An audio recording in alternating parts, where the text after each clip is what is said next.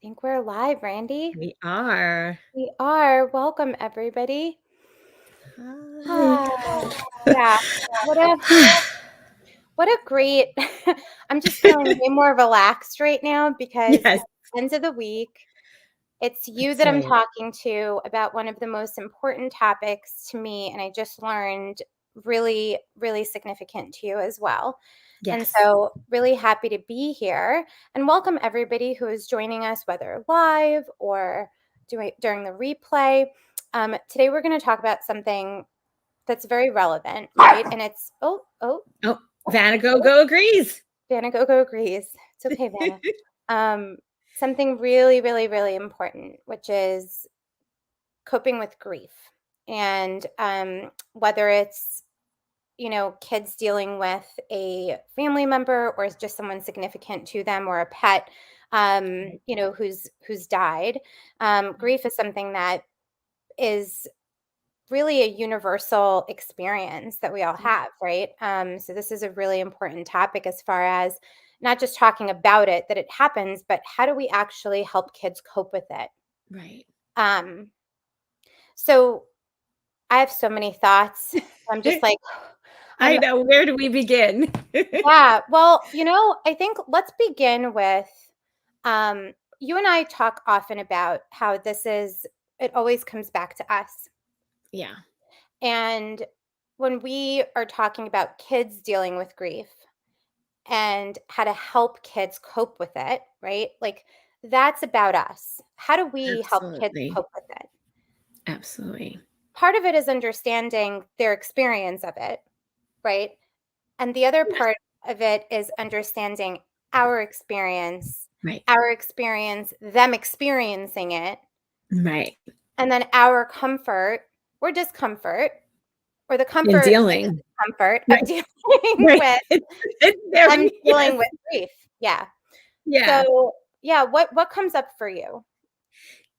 So, yeah, you're exactly right. Because in general, in our world, aside from the fact that starting to talk about feelings is only sort of becoming popular, for all ages, talking about death and loss is like taboo generally because most adults have not necessarily had healthy ways of dealing with it themselves, let alone then being able to help their children deal with it. I just heard from a dear friend of mine who went to a Shiva visit for someone's mother who had passed away. They went to console and offer, their condolences. And the And the Jewish family was, for everyone yes, who's not yes, that's what I was going to go ahead. explain. Yes. So in Judaism, when someone passes away, for the week after the person is buried, um, friends and family visit the family members to provide comfort and condolences and just share about the person. And it's a week where the person stays home, and that's kind of what you do. And my friend was explaining to me that it was her peers, so people who lost their mother, and they were saying, yeah, their family, their mother and father have been talking about them leaving this world for a long time. So they feel very prepared. And they were just talking and talking. And everybody was kind of like deer in the headlights. What on earth? Because that is not typically how we as adults think about when we are not going to be here anymore, whether we're planning for that or whether it's sudden and then the children are prepared. It often doesn't go like that because we typically have so much discomfort about talking about it. And I think, Victoria, it really stems from really not knowing. And it feels awful to lose someone that you love and not really knowing how to deal with that and never really necessarily had the opportunity to learn about it. So it just becomes this taboo topic that people are afraid to confront. Yeah. Where do you think we learn from? Like, how do we learn? How do adults get to learn how to deal with it? Right. So either from people like us, Right, right? right, right. Hopefully, or from their own experiences Yeah. and Mhm. just sort of, navigating it based on that, which can be valuable in Mhm. terms of learning healthy skills, but Mhm. many times it's not necessarily healthy skills. Like I know, I think of my parents' generation. If someone passed away, children didn't know anything. Though Mhm. that was the generation of children shall be seen and not heard. So no Mhm. one really explained anything. So Yeah. many of us didn't grow up even being part of, loss per Yeah. se. Just Yeah. sort of they're not old enough, they don't understand. You know So what I you think yeah. I love what you just shared just brought up this memory for me of, you know, I when I was a young child, I want to say my brother and I, when my grandfather died and he was a very significant part of our life, I didn't even know I mean, I knew he was sick. We had visited him, and then towards the end of his life, he himself, I believe, from what I was told, did not want to be seen because he just looked so different because of his Right. illness than how we remembered him. And then I remember hearing about his death and then his funeral after the fact. Right. And I was old enough, I think I was around 12 or 13, where, Mm, I was old enough to, be able to deal with this right, and participate, and right. participate in it. You know what? I'm gonna close that. And what ended up happening was nothing. We didn't even have a conversation. Right. I'm closing the window. People are doing work. So much for fresh air. Yeah, so much for fresh air. That's okay. That's okay. I'd Yep, rather I'd rather us be comfortable, right? Um, absolutely. but I remember thinking, well, I want to talk about this. I want to kind of Right. like explain. I want to talk about it, but and this is not to say that my mother did anything wrong. I think She that didn't in she didn't retrospect, she didn't know, right. She didn't and know. she didn't know. She was dealing with her own, right? And like she didn't know that maybe we don't know what goes on for people, right? And so we Right. don't do anything about it, or we think that that's the It's best thing. better to protect. Yes. Yeah. And one of the things I love most doing this every summer is participating in experience camps, which is a grief camp for children who've lost a significant person. It's a 1 week free experience, and I'm a clinician. I think I've been there now for 6 years. And one of the things that comes Nice. up for me often when I'm in that kind of environment is how empowered I feel to use my experience as a valid form of, experiential sort of, knowledge that, like, this is how it feels. Like, I Right. think that part of actually learning about how other people feel about grief and loss and how to actually help people deal with it comes from people who are dealing with grief and loss speaking up and saying, "Hey, Yes. this This is doesn't what it's work. like. Yeah, Right. this is what it's like. This is what works. This is what doesn't work. It doesn't work Exactly. to not tell me what's going on. It doesn't work Exactly. to safeguard me from knowing the truth. It doesn't Correct. work to lie. It doesn't work to Right. say this, right?" And to say So, just you don't have to be upset about it, just, go have fun, that kinds of thing also. Yeah. yeah, Yeah. yeah. And I think you're right, Victoria. Things were very different many years ago. I have a family member whose mother died when she was a little girl, and nobody even told her that she died. She just Mhm, didn't see her. And there was no discussion until she was a grown up about it. mhm. And that's the other piece, Victoria, when we don't talk about what experiencing loss is. And I experienced many losses as a young person and was involved in many things where I lost many people. So I guess I was kind of thrown into it somewhat by choice. Some of them, obviously, you can't control when you lose people or not.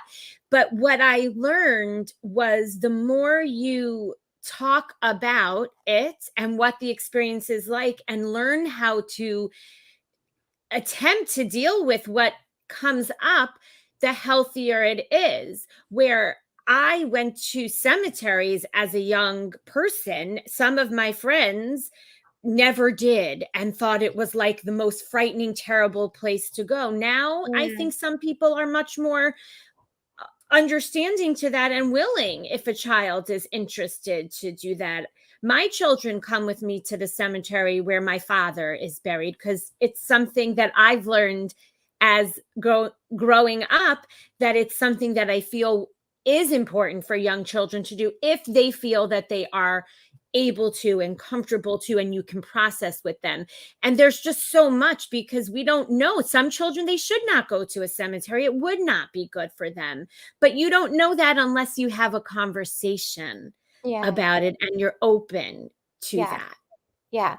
In that, and in the spirit of how to actually help kids cope with grief, what comes up for me, and what's actually come up for a lot of people, and we talked about it a lot this past summer when I volunteered, was what kinds of words do we use and what feels right to people. And one of the things that kept coming up over and over and over again was that, when and I think you even did it this, in our conversation now, and I sometimes do it as well, is, this person passed away, or this person is no Mm, longer with us, instead of versus saying died. this person died, Yes. right? And that's what happened. Because And society doesn't want to hear that. Yes, it's always this person passed away. They passed comfortably in their sleep. You're right. And that doesn't actually convey. Passing means just sort of, oh, like Gone with the Wind, in the past, in the breeze. It doesn't really convey the actual finality of mhm, what that is. And that's very important. And I'm glad I said it that way, so we could actually bring that to the surface, because I always am trying to say it in a thoughtful way, because you don't want to like say it to someone who might yeah, feel uncomfortable about it. But you're right. It's so important to say what it is, isn't like there any other power in that? feeling. Yeah, there's Yeah. this like, and I get it, right? And even as you're saying it, I don't want to make someone feel right, but they already feel it. And I Right. think that what Who are we happens when we, kidding? yeah, when we walk around it, um, by saying things that feel better, right? Like, maybe is, when we talk about validating or invalidating, it's a very validating experience, and this is coming from, lots of kids and staff and people I Right. know and work with that have shared, and even myself, to say just what happened, right? And to Right. name it. And we know, just neurologically, when we naming what's Correct. actually there, your emotion Correct. actually creates, balance. It creates a Right. decrease in anxiety, because someone sees us and someone also sees the reality of what's happened. What it is, and isn't pretending it's something else. Yeah, right, Yeah. Very right. powerful. It's very true. Yeah. I it's so funny. Oh, we have a comment.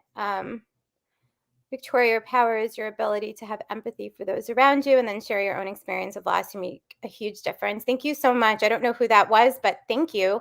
Mm. Maybe it's someone I've worked with or knows me. Um, but It's yeah, it's I think true, yeah. that, to this point, the empathy that we can have, right? The when we are able to connect to our own experience and resolve that experience within ourselves, when we Right. see someone else have that same experience, to allow ourselves to be there with that person and just say, wow, that sucks. Right? Right. Like, that Right. that just that Yeah. sucks. I'm so I'm sorry, that sucks. That is terrible that Right. happened, right? If that's Right. where that person is, and Yeah. just be And there with them. yeah, it's so true, because I find often, and I've heard this so often, where people have shared that they say, everyone's saying I'm so strong, or I should be so strong, or my loved one would want me to be strong and be Mhm. happy and this and that. But what if you're not feeling like, yes, we would imagine that every loved one wants the person to be strong and, thrive. But I think we also know that part of strength is actually acknowledging what you're really feeling.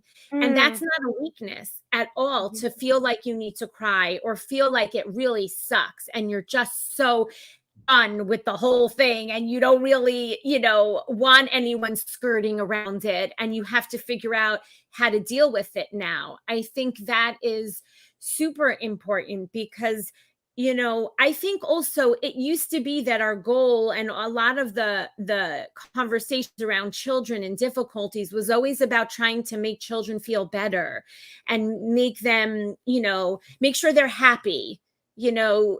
And I think what we're now learning, and we have been learning, is that it's not about making sure someone's happy, because that's not actually something we have control over. And happiness is not a goal to have 24/7. That's not what life is. There are things that make us feel really awful. And Mhm. sometimes, just like you said, having someone who can say, "Yep, this is just," and there have been many times where I've said, "This is just, I don't even know."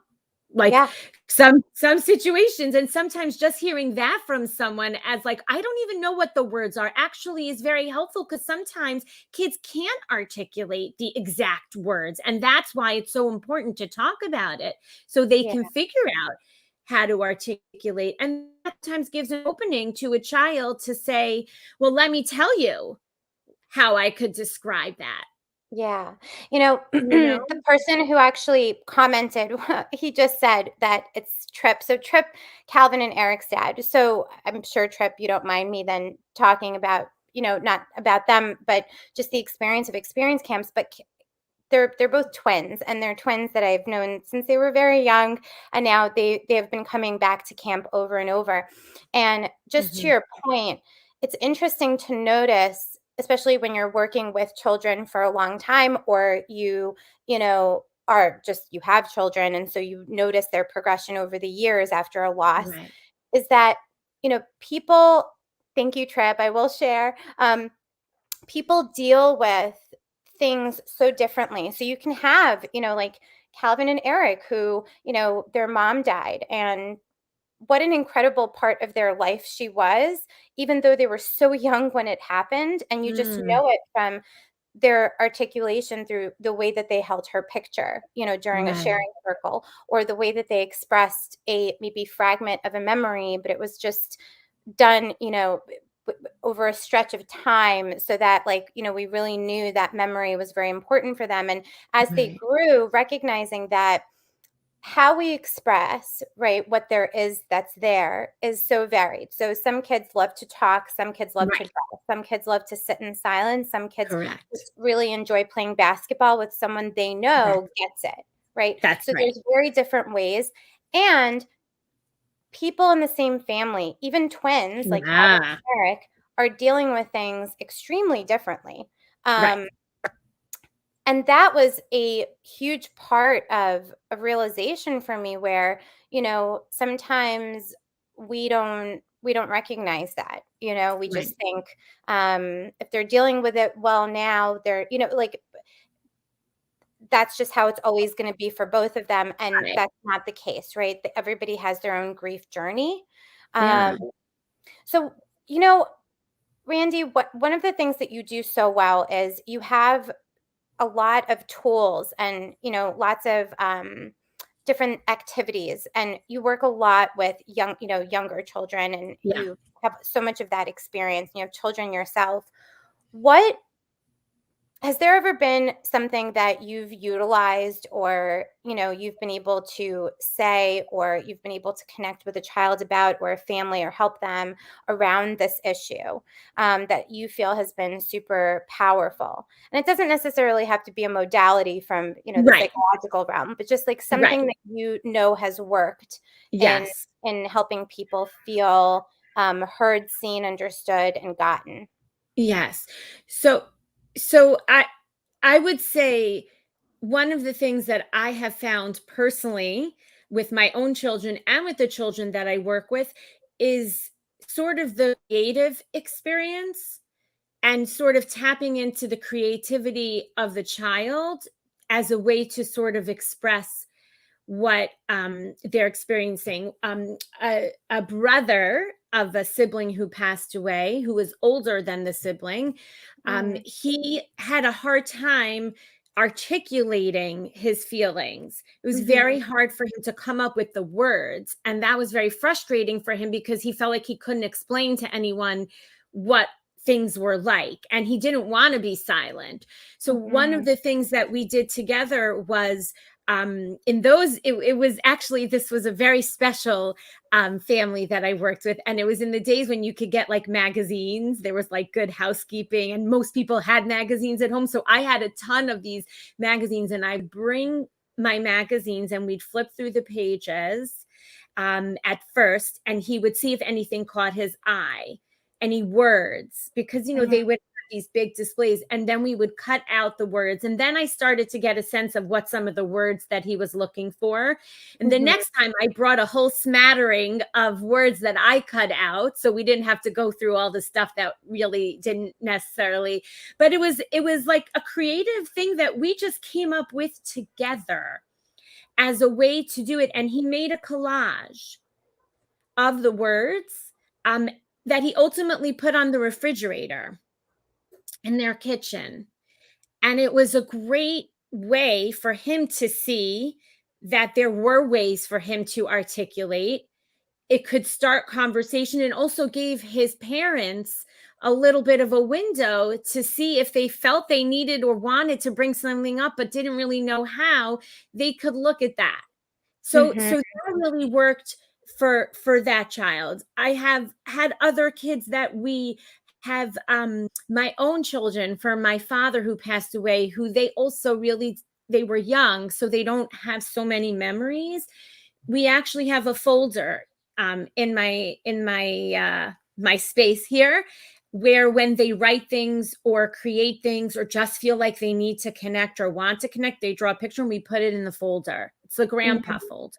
Mhm. Um, and it's a place to put things that you would want to share with that loved one. Mhm. So what I find really seems to be the most significant is sort of taking something that the child connects with, that interests them, and sort of, like you were saying, even with the basketball, that's something that I playing basketball. Sometimes people think in order to grieve, you have to be serious and do sedentary things, and you can't have fun and smile and be happy because then you're not missing the person enough or something or other. But sometimes it's reminding the child and the parents, play basketball. That's your space to process things. And just like you said, playing with someone who gets it, where you don't actually even need to talk about it, is very healthy. And so that's something that I've learned from, I worked for many years with children with life-threatening illnesses, and really going through that work with them as they were preparing for what the possibilities were, and then working with the families after that. What I found most was tuning into something that the child that was grieving and the parent, um, and really use that as a way to sort of bring forth, because I think that is what is the most impactful, because grieving can be very uncomfortable and feel confusing. But Yeah. when you can tap into something that the person feels connected with and not confused connecting with, it actually can sort of bring some good process and sometimes even peace in a way. And again, not a full, but the beginnings of finding more comfort in a process of a very uncomfortable set of feelings. Yeah. I love hearing your experience because it's golden, I think to lift two really beautiful things from what you shared. One is the power of being present and being able to deal with me so that I can be present for, the child, and to actually recognize what that child's preferred mode of Yeah, expression is. yeah, So that's pivotal. I mean, that's such an important part, yeah. right? And the second thing is also very important, which is the significance of this dialectic. And I think that I can't even have this conversation without bringing up this experience with experience camps, because one of the beautiful things is you're playing tug of war, because of college league, just kind of like color war, like on one Mhm. side, right? And then 2 minutes later, it's time to switch and we're in sharing circle. And, Right. then we switch and we're playing basketball or doing archery. And so there's this dialectic, and it's not all serious, all sad, or all happy. And Right. right, there's this, Right. the journey is varied. And to give kids that kind of experience where they could just be Yeah. themselves, right? And in fact, Yes. we can remember, or we can grieve through doing some things that we love. And Absolutely. so that's a very, very important part. So thank you so much for bringing that up. Yeah. Um, that's been really, really significant in the experience for a lot of the kids that I've worked with. Yeah. Yeah. Yeah, because you know what? I think, Victoria, it's great that we brought this to the forefront, because I think, again, because of often the discomfort that many adults around kids have about the loss that they've gone through and are experiencing every moment, there's certain almost expectations, or again, still discomfort. But I think a goal is really learning how to live life as a griever and a bereaver. We're not in bereavement. I feel like that sounds like it's like we're working towards finishing it. I don't know the word, but I feel like we're in we're grievers, honestly, for a lifetime. But that doesn't necessarily mean it either is front and center all the time, or has to be, or it can't be at certain times.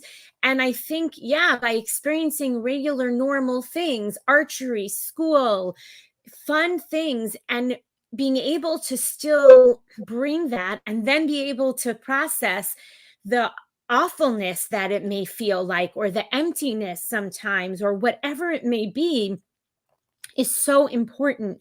That it's not just excuse me, it's not just this or that. Mhm. Mhm. We are living and breathing. As we're breathing, we're grieving and bereaving, Mhm. and we're also funning and Mhm. living. Mhm. We're it's that constant process. And that, I think, has been the most impactful thing that I have learned, Mhm. um, from my work and the people that I've encountered. It's an ongoing process, and it looks different for different kids at different times. And finding a way to support kids through that, and supporting the adults in their lives, is to be able to do that too. Mhm. Yeah. Is It's so important too. Yeah. Yeah, I think about when kids have people who die when they're much younger. As we get older, I've noticed that it's much harder, or the feeling is that I am having a harder time keeping, a Connect. connection to my Yes. person.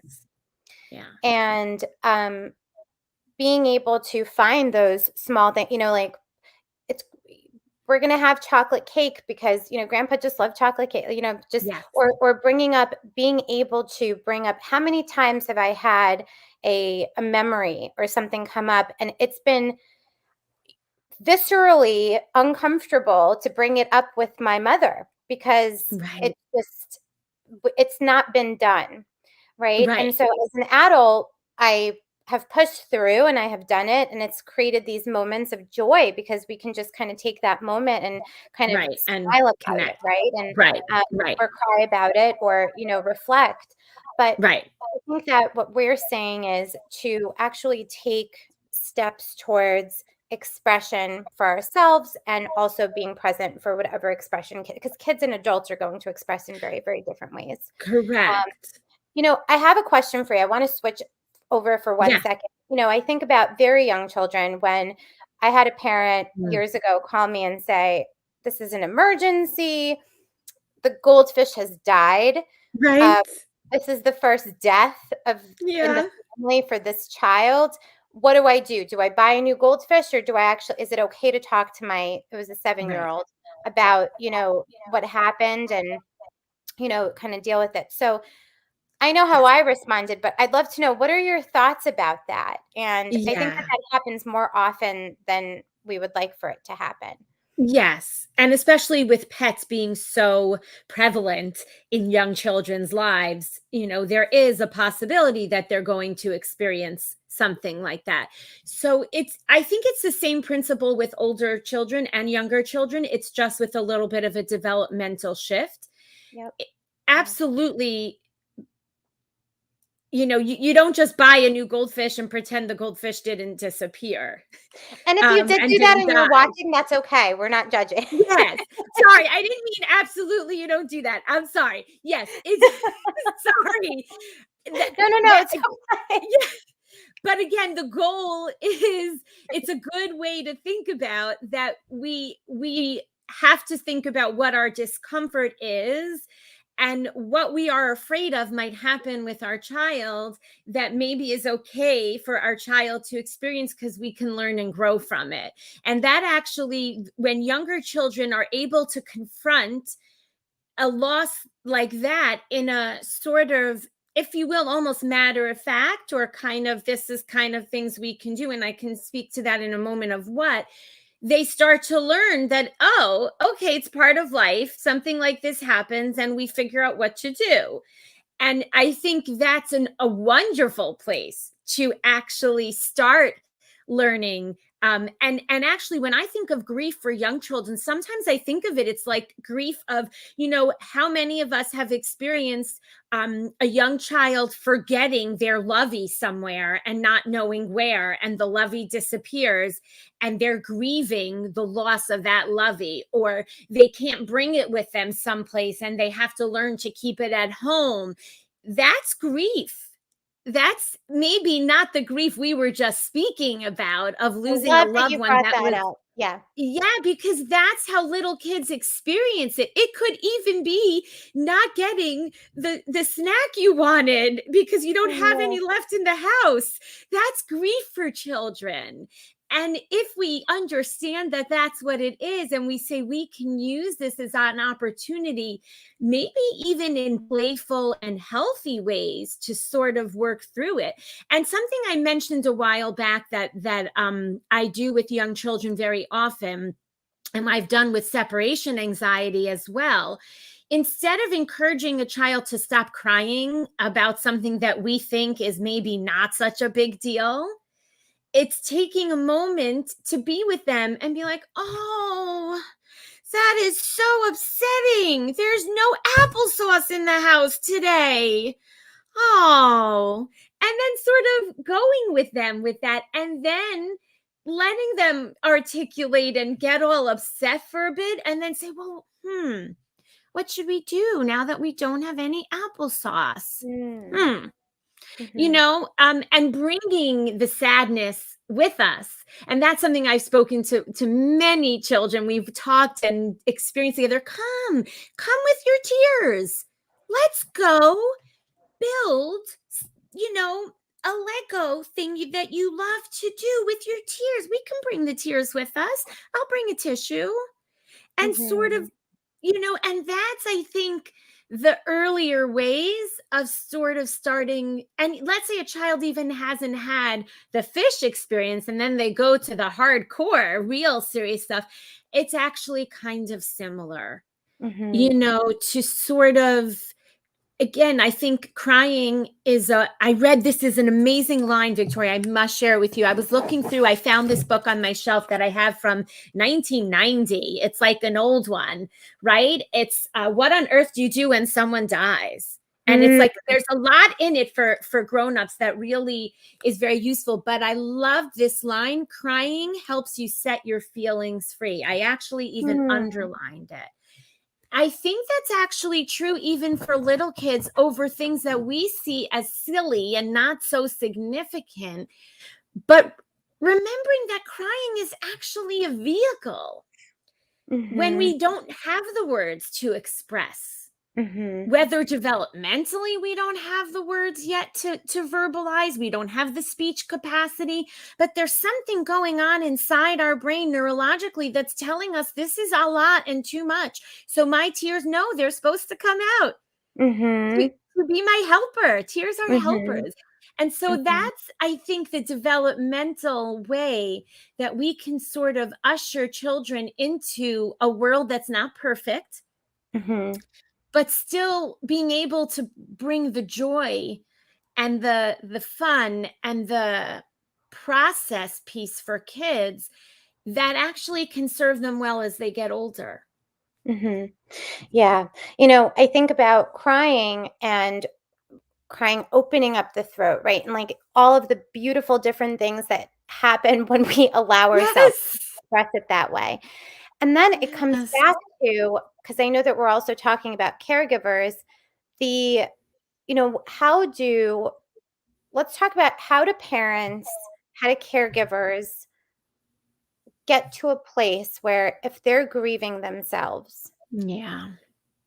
and then they're helping their child go through that grief as well, how to maintain, that presence when you yourself are Right. going through your own journey, because now helping these children or this child, right, through their journey is part of your process. And so, Correct. where yeah. It's Yeah, right, it's heavy. it's It can very be heavy. heavy. Yeah. Yeah. Um, it's this is a very heavy one, and I will tell you again, I can share with you from my own personal experience as well as helping parents who've lost a child and have had other losses in their life. I think one of the things that I've learned from my own process of grieving my father's loss, um, while trying to help my children who were young at the time, and they were 2 and almost 6, but not fully, that's still very young. And having a lot of questions when I had myself had questions, and I was trying to not feel like I was suffocating, but I didn't want them to feel like that too. And I wanted to be present for their process, but I was so exhausted from my own process that I Mm, almost sometimes, there were days when I just felt like, oh, I don't even know if how I'm going to do it. And I think the piece that I learned and have learned from other families is that being okay with that we are not meant to be perfect grievers for our children so they have a perfect process in grieving, and recognizing sometimes and saying, I just don't know today, mommy is just feeling super sad, but I'm gonna go to work, I'm gonna get dressed, I'm gonna try to eat a good breakfast if I can, and I'm gonna give you the biggest hug I can give you, because I'm not sure what we're going to do today, but I know we're going to do something and we're going to be okay together, because mhm, that's sort of, I think, was my mantra. And that's what I've learned and sort of um, walked with other parents in doing, in saying, like,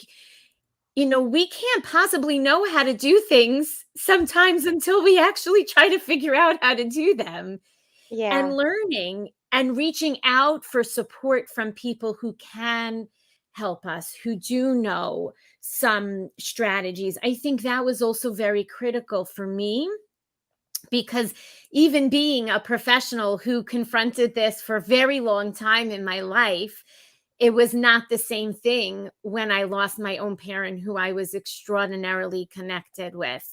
Mhm, And it was a backbone for me. mhm, And it was sudden. So I didn't have time to prepare. So that was something that was so important for me, to make sure that I had a place or places where people would be willing to hear my raw feelings and try to support me in the way they knew, so that mhm, could give me energy to help support my family and help my mhm, mother as mhm. well, Yeah.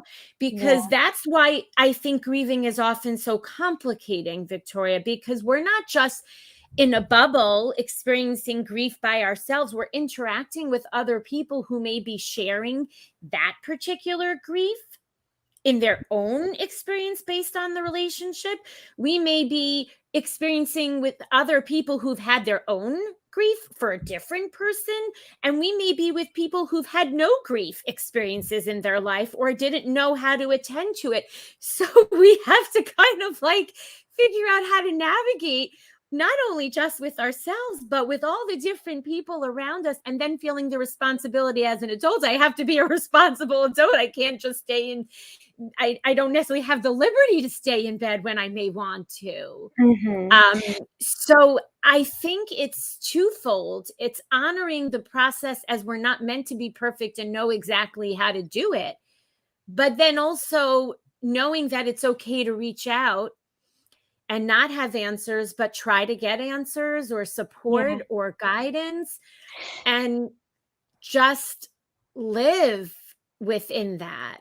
Yeah. I know I said a lot, but I feel like, You did, but, we need to wrap up because it's yes, been quite a while and I it's the know. end of the hour.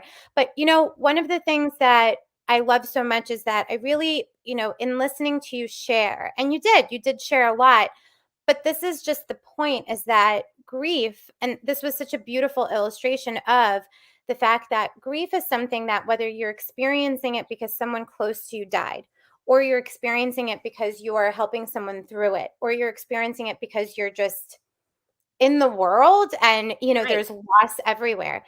It's a very universal Yeah, experience and we're all in it together. And that's right. so in one way or the other, we're with people that get it. And it's a matter of being open to, being expressed and being with people. All you got to do is just be with someone, right? That's And what right. that takes is just being with yourself around it. It's That's okay right. that you're not perfect at it. Um, Correct. and also, this conversation, I think you and I have shared more personal things in this conversation, Yeah. and less the, technical Right. strategies, that we would normally, talk about, when we're sharing with parents, because it's such a personal experience. It gives That's right. permission, I think, this Exactly. conversation for people to, you know, say, "Oh, wow, okay, like, I'm not the only one," or, "You know what? Right. This isn't that there's no right way to do it." This is kind of, Right. you know, notice we're back and forth fireside chat sharing about, our experiences with your dad, with, my grandfather, with, so many Right. other people.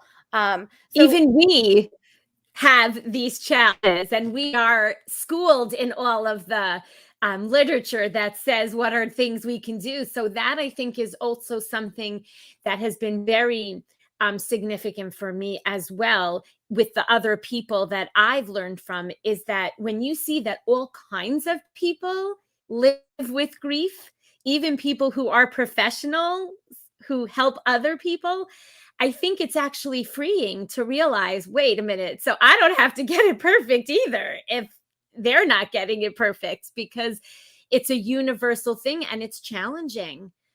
But we can support and honor the experience together. So yeah, it's super important on this topic particularly. yeah. Well, I loved connecting about it. I think that we should definitely have more of these conversations. I certainly Yeah, am, in other spaces and places. And I think moving forward, we can have conversations around, what are the things that we can do as we're growing and, time is passing. I think that right, that's another topic, another time. But what do we do to keep in in communication with or in connection with our loved ones or our right, significant people, because sometimes people who die in our life are not people we love or like so much, but they're very right. significant. And I think, Absolutely, that's a I think good about topic people who too. are just either connected to people who, are estranged from them, Right, are not, connected to people in one way or the other who are just no longer in their life or, right, for whatever reason. So these are really important topics and there are so many niched, areas within it that I within know it. that we can talk about and connect about. So Absolutely. definitely not the last time. No. Trip, if you're watching, thank you so much for contributing. For everyone else that's watching or watching the replay, let us know, what are some of the things that you're dealing with when it comes to grief, when it comes to grief grief, for yeah. yourself, and when it comes to grief for your kids or teens. And we'll come back and we'll have more conversations. Thanks so Definitely. much, Looking Randy. forward. Okay. Yeah. Okay. Have a great day, everybody. Thank Randy, I'll speak you. to you in a bit. Yes. And I'm just going to end now. I'll see Okay. everyone Thank soon. you, everybody.